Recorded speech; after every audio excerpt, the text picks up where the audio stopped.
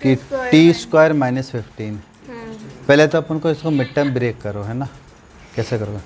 अच्छा, यहाँ पे ऐसा तो नहीं है ना ऐसे कि स्क्वायर का टर्म है ना, फिर एक्स का टर्म, फिर कोई नंबर, ऐसा तो नहीं है ना? नहीं। तो कुछ नहीं, इसमें सीधा हो जाएगा। कैसे? पहले इसको लिखो टी स्क्वायर, इस माइनस 15 को उधर शिफ्ट करो, किसका हो जाएगा? प्लस का।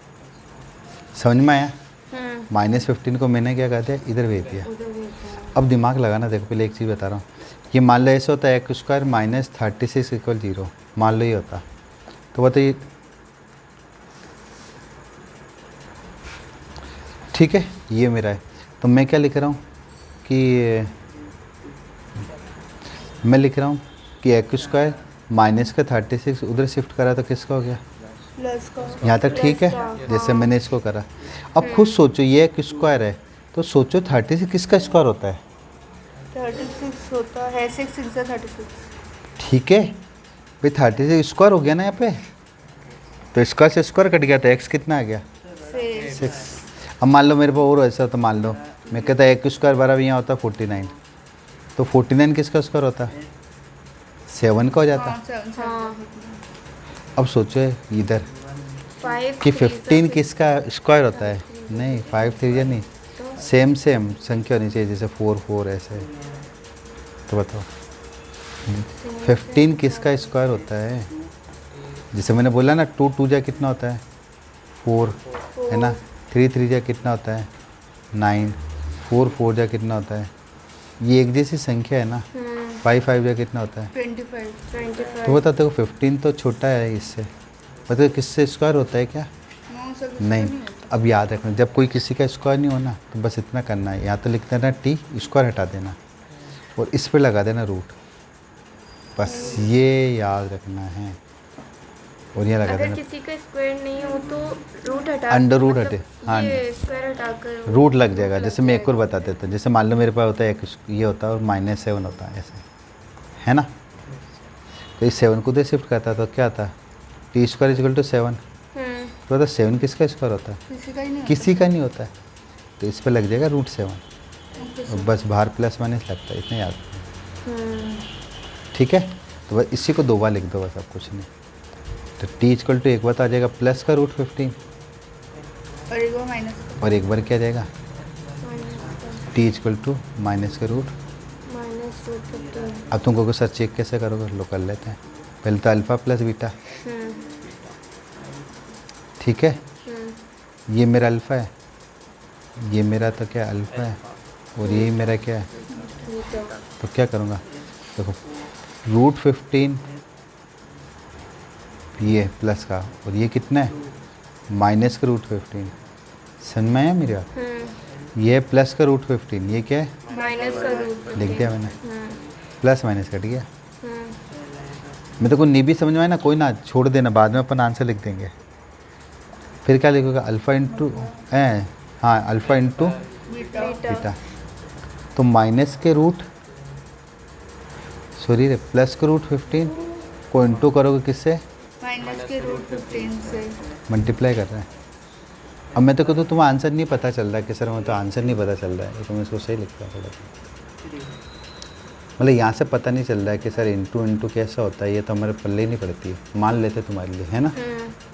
तो कोई दिक्कत नहीं। तो अपन मैंने क्या बताया, क्या शॉर्ट ट्रिक अपनाओगे? बोलो भाई, फटाफट बोलो, क्या तरीका बताया? आंसर अरे आगे बोलो ना, आगे कैसे चेक करते हैं? आगे वो sum of zeros, sum of zeros, product of zero. Product of zeros, वहाँ से आंसर निकल जाएगा। सम ऑफ जीरोज क्या होता है formula? X upon minus minus x upon x square.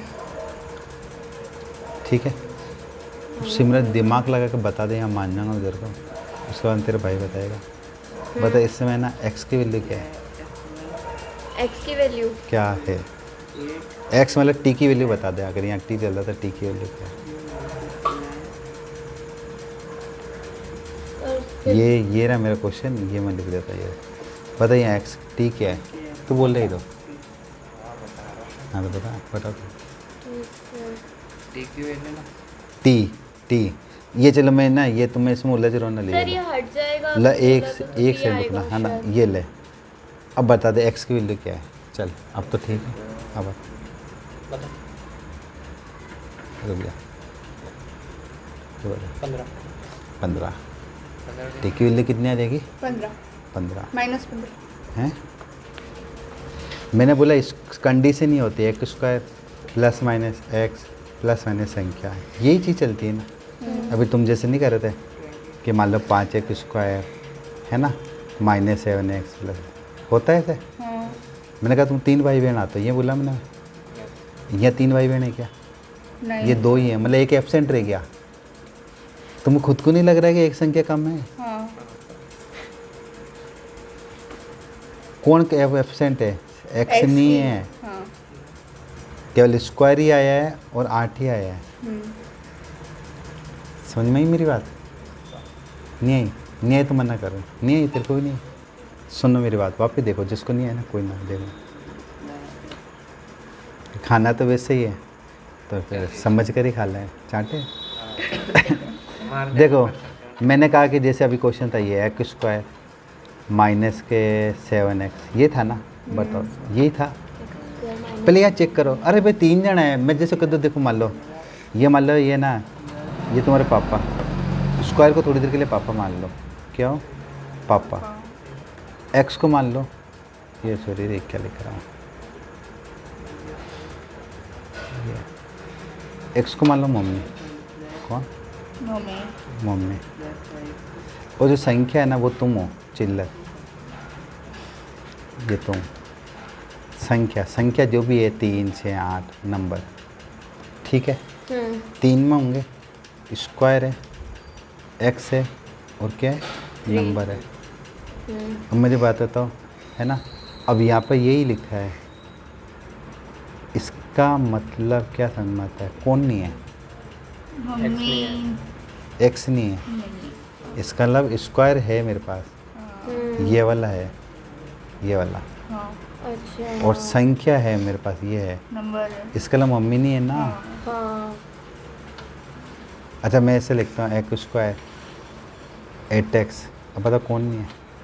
हम नहीं है सी मतलब नंबर नहीं नंबर नहीं है। नंबर नहीं हाँ तो तुम खुद को नहीं लग रहा है 2 ही तो टर्म है, तो एक तो गायब है ना भाई।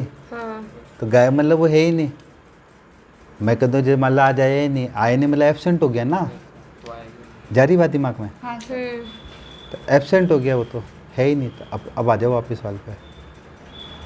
T square -15। मेरे को टी से दिमाग नहीं चल रहा, साइड में ना मन से लिख दिया करो, अपना दिमाग चलेगा। बता कौन गायब है यहाँ पे? एक्स गायब है X सर एक्स गायब है। तो हाँ। जब गायब है तो मैं यहाँ कुछ लिखूंगा नहीं, तो 0 लिखूंगा ना। मान लो तुम स्कूल में कोई बच्चा गया नहीं, तो उसकी जगह क्या लगता है? प्रेजेंट लगता है, एब्सेंट लगता है? एब्सेंट तो वो है ही नहीं, एक्स है ही नहीं यहाँ पे, देखो ना, खुद देखो ना। ओके सर 2 दिखते ही समझ आना, एक 0 है कोई ना कोई। हाँ हाँ और एक स्क्वायर क्या है? एक स्क्वायर तो 1 है, 1 है हाँ कोई नहीं तो 1 है। जब 1 में किसका भी डिवाइड लगाओ तो क्या आंसर आएगा? मतलब 0 आ गया ना, तो 0 में किसका भी डिवाइड लगाओ क्या आएगा? 0 इसलिए तो मैंने कहा देखो ये तो प्लस से माइनस कटेगा तो क्या आंसर आएगा? 0 अब दिमाग लगा के ना, अब इधर ये समझ में आ गया क्या? यस सर यस सर है ना। अब दिमाग लगा के ना लास्ट चीज़ बता दो, फिर प्रोडक्ट ऑफ जीरोस फिर तुम्हारी छुट्टी। Product of product of zero, zeros इसका फॉर्मूला होता है C/X स्क्वायर। बता सी क्या है? सी 15 सी बताओ। तो सी नंबर है ना हाँ क्या लिखूँ? -15 सॉरी 15 क्या -15? -15 और एक स्क्वायर क्या है? 1 1। तो ये तो आंसर -15 ही तो रहेगा। हाँ तो ध्यान रखना यहाँ पर आंसर क्या आएगा इसमें? -15 बस ये आंसर है। अब ये क्यों आया, एक थोड़ी चीज़ समझ लो बस, थोड़ा सा ये मतलब हल्का से याद रहना चाहिए कि मतलब ये कैसा आंसर आया वो देखो। याद रखना कभी भी है ना, मैं कहता हूँ √3, ये तो बचपन में सीखा। 3 × 3 क्या होता है बताओ? नहीं टाबर जानता है ये तो। 4 × 4 क्या होता है? जानता है ना सब। अब बताओ ये √3 क्या होता है? रूट से रूट कट जाएगा 3 आएगा। याद रखना सेम क्या है तो हट जाता है, ठीक है। मैं तेरे से बोलूँ बता √7 क्या आएगा? 7 7 तो ये चीज़ यहाँ देख, √15 × √15 हाँ तो रूट हट जाएगा आंसर 15 क्या आएगा केवल। वह काटना होती है तो समझा के देखो चेक करो ना आंसर सेम ही तो आ रहा है हाँ तो ये वेरीफाई है आगे दिमाग में